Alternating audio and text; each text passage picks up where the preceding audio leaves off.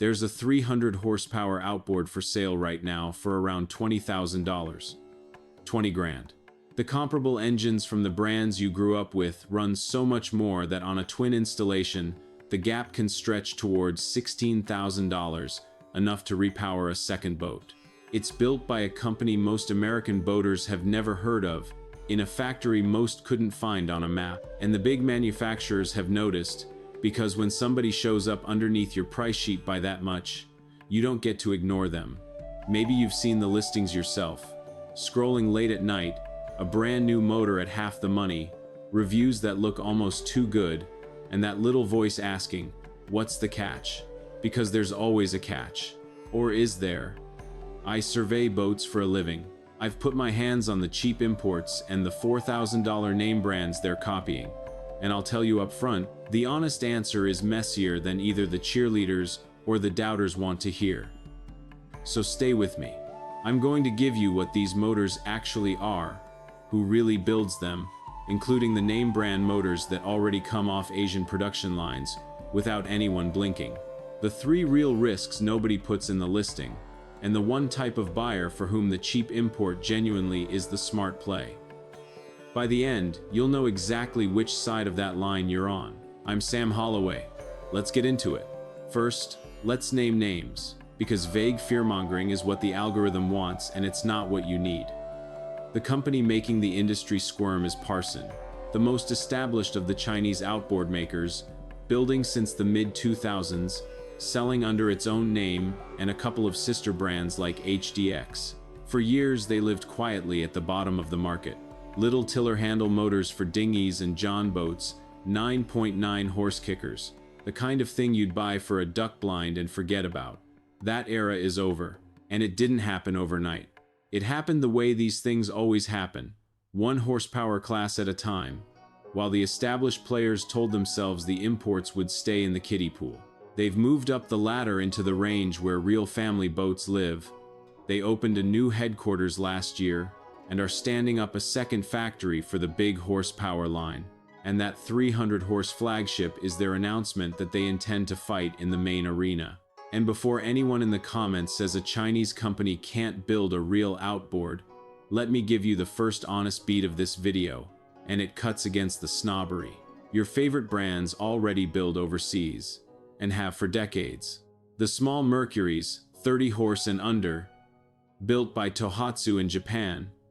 Plenty of components across every major brand come out of Asian supply chains. And Parsun itself built its reputation making motors openly patterned on older Yamaha designs. Proven, simple architecture whose engineering homework was done a generation ago. So the question was never, can they build it? The question is the one my old mentor in this trade, a fella named Abe Dorsey, drilled into me across 100 inspections. Son, any fool can build a machine. The trick is standing behind it for 20 years. Hold that thought, because it's the whole video.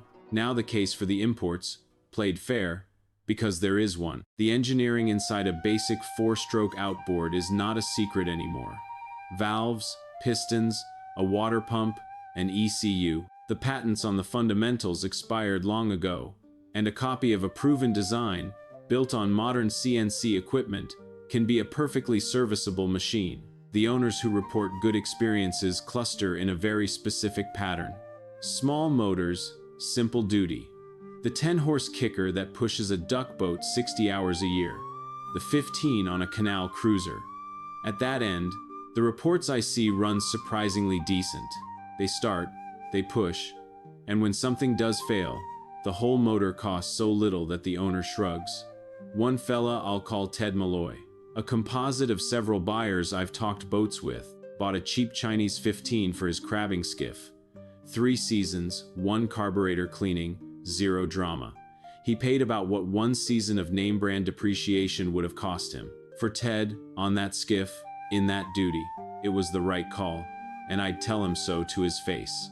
And the price pressure these companies put on the big brands is good for you even if you never buy one. Ask anyone who remembers what happened to television prices. Now the other side of the ledger, because Ted's 15-horse crabbing motor is not your family's twin-rig center console, And the three risks get bigger with every horsepower you add. Risk 1.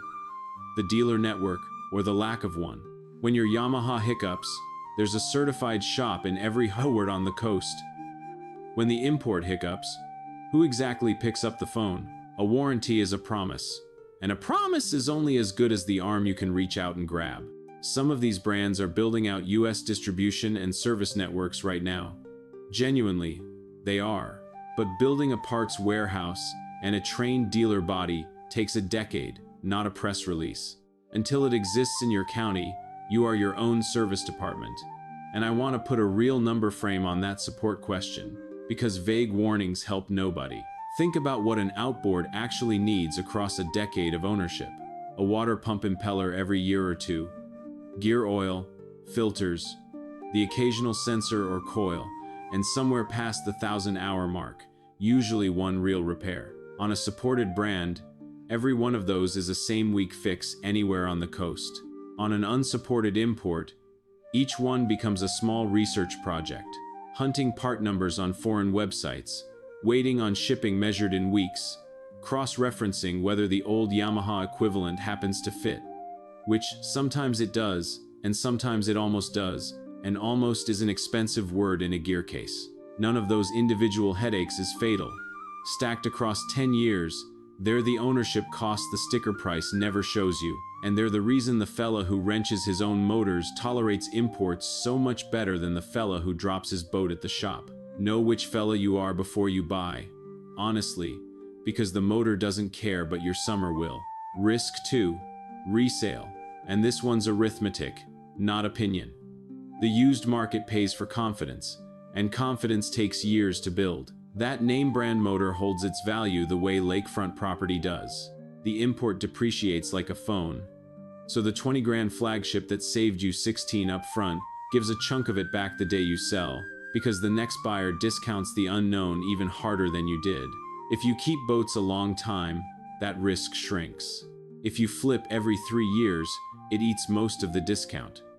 And one caution inside that resale math that catches people. Check the real street price before you believe the discount, because it moves by region and by dealer, and I've had viewers tell me the import quoted near them actually came out more expensive than a Suzuki once shipping, rigging, and commissioning were on the invoice. The headline gap is real at the factory door. It can shrink to nothing by the time the motor's hanging on your transom. Get the out-the-door number for both, in writing, from your actual harbor, and do the arithmetic on that. Not on a screenshot from the internet. 2 minutes of paperwork beats every opinion in this video, including mine. Risk 3. The long-term unknowns. And here's my second honesty beat. The one thing I genuinely cannot tell you. Nobody has real longevity data on the new big horsepower imports, because they haven't existed long enough to generate it. Not the fans, not the critics, not me. The small motors have a track record now. A decent one. But a 300-horse V-block living in salt water at full throttle is a different animal from a pond kicker. And the only test that counts is 2,000 hours in 10 years, and the clock on that test started about 5 minutes ago. Anyone who tells you they know how these hold up at year 12 is guessing, in both directions. What I can tell you is what I see when I put hands on them, and it matches the pattern a popular boat wrenching channel found when they famously bought an $800 knockoff online and tore into it. The core machinery is real, the castings and internals are honest enough, and the money got saved on everything around the edges. Wiring harnesses, connectors, fasteners that corrode a season early, paint and coatings that chalk in salt air. The bones are fine, and the skin is cheap, which in freshwater is a cosmetic complaint, and in saltwater is a countdown timer. In the trade, we call it the second season tell. The imports don't usually fail on day one. They nickel you at the 18-month mark, when the coatings give up and the cheap connectors start their green fur. Budget for that, or buy fresh water only, and half the risk falls away. A tube of dielectric grease on every connector the day you unbox it is the cheapest insurance in this whole video. And let me be honest about my own bias, because I've owned this mistake in reverse. Years ago, I talked a friend out of a cheap import kicker, told him to spend double on the famous badge, because cheap is cheap. He ignored me, ran that little motor a decade, and reminds me about it every time we fish. Meanwhile, I've surveyed name brand motors that grenaded at 400 hours. The badge is a probability, not a guarantee. And the import is a gamble, not a scam. Confusing those four words is how buyers on both sides get burned. Now, because half of you are shopping these listings this week, let me get properly practical about how to buy one without getting burned, since the usual guardrails don't exist here. Rule 1. Buy the seller, not the motor. With a name brand, the dealer network is your safety net, so the seller barely matters. With an import, the seller is the network. Before a dollar moves, make the seller prove three things: that they stock parts in the United States, not we can order that they have a phone number a human answers, and that they've been selling this brand longer than one season. A marketplace storefront that appeared last spring and vanishes next winter takes your warranty with it, and I've watched exactly that happen to buyers who saved $2,000 and lost their support the following year. Rule 2. Buy the boring configuration. Tiller or basic remote, standard shaft, no experimental options. The simple versions of these motors are the ones patterned closest on the old proven designs, and simple is where the import track record is strongest. The fancier the option sheet, the further you're wandering into the unproven end of their catalog. Rule 3. Commission it like it matters, because it does. A cheap motor installed sloppily becomes an expensive motor immediately. Correct prop, correct mounting height, fresh fuel with the right treatment, and break it in exactly by the book. The book is short, read it. Most of the early death stories I chase on imports trace back to the first 50 hours, not the factory. And Rule 4. Stock the wear parts on day 1. Water pump impeller, filters, plugs, a spare prop, gaskets. $50, maybe $80 for the small motors. And it converts the import's biggest weakness, parts availability, into a non-event for the routine stuff. The name brand owner can afford to be lazy because the harbor shop carries his parts. You can't, so don't be. Do those 4 things and you've closed most of the gap between the gamble and the sure thing. Skip them and you're not saving money. You're borrowing trouble at interest. There's one more angle the industry doesn't want, said plainly. So I'll say it plainly. The reason the big brands are worried is not that the imports are junk. Junk doesn't worry anybody. It's that outboard prices have climbed so far, so fast, that a huge slice of working families got priced off the water entirely, and somebody finally showed up to sell to them. When the average new boat package costs what a starter house cost a generation ago, a half-price motor isn't a curiosity, it's a market force. The brochure says premium engineering justifies premium price. The boatyard says a lot of that premium is the badge, the dealer network, and the resale confidence, which are real things, but they're the things you're paying for. And now you know it. You can decide if you need them. One more piece of context, because history rhymes and this audience has lived enough of it to hear the rhyme. Everything being said about Chinese outboards today was said, nearly word for word, about Japanese outboards 2 generations ago. Cheap copies, no dealers, won't last. Real boaters buy American. Then, the Japanese brand spent 30 years building dealer networks, standing behind warranties, and letting the motors speak. And today, Yamaha builds roughly 4 of every 10 outboards on the planet, and nobody blinks. I'm not telling you the story ends the same way. The Japanese brands earned that trust 1 decade at a time, and earning it is exactly the test the new imports haven't passed yet. I'm telling you, the snobbery is a bad compass. The right compass is the boring one. Parts, service, track record, resale. Judge any motor, from anywhere, by those 4, and you'll never need to care what flag the factory flies. My old mentor Dorsey had a line for this too. The water doesn't check passports, son. It just finds out who built the thing honestly. So here's where I land, and take a picture of this part if you're shopping. If you run a small motor, low horsepower, simple duty, freshwater, or easy use, the established imports like Parsun are a legitimate buy, and the savings are real. Buy from a seller with an actual US parts operation, not a marketplace ghost, and pocket the difference. If you're talking about your main power, the big motor your family depends on, 20 miles out, my verdict today is not yet.